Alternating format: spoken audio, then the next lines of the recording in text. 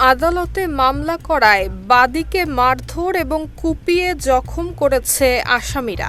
এতে অন্তত 7 জন আহত হয়েছেন, যাদের মধ্যে 2 জনের অবস্থা আশঙ্কাজনক।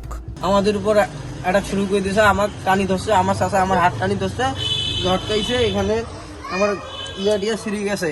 তারপরে 2টা ইয়া দিয়ে কূপ মারছে। আমার হাতের অবস্থা খারাপ।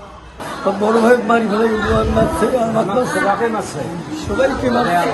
আমি অন্যায় কিছু চাই না, এটা সঠিক যাতে বিচার পাই। আবার এই যে বাজারে একটা এত সুন্দর দোকানটাকে লুটতরাজ করলো, তারা আমাদের অতিরিক্ত দিয়ে হামলা করলো, আমাদের কি দোষ?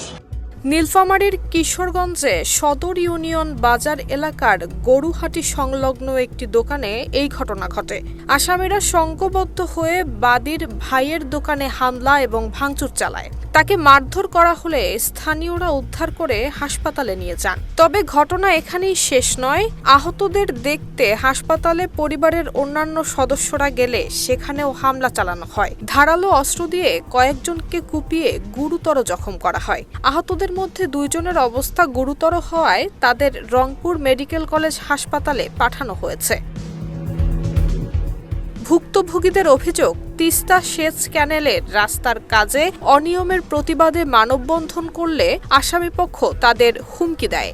17 মার্চ স্থানীয়রা নিম্নমানের সামগ্রী ব্যবহারের অভিযোগ তুলে মানববন্ধন করেন। এতে কাজ বন্ধ হয়ে গেলে ক্ষুব্ধ হয়ে ওঠে সংশ্লিষ্টরা। পরবর্তীতে সোনাবাবু নামে এক ব্যক্তি হুমকি এবং হয়রানির অভিযোগে মামলা দায়ের করলে আরও উত্তপ্ত হয়ে ওঠে পরিস্থিতি। খবর পেয়ে ঘটনাস্থলে গিয়ে পরিস্থিতি নিয়ন্ত্রণে আনে পুলিশ। লিখিত অভিযোগ পেলে আইনগত ব্যবস্থা নেওয়া হবে বলে জানিয়েছেন কিশোরগঞ্জ থানার ভারপ্রাপ্ত কর্মকর্তা লুৎফর রহমান।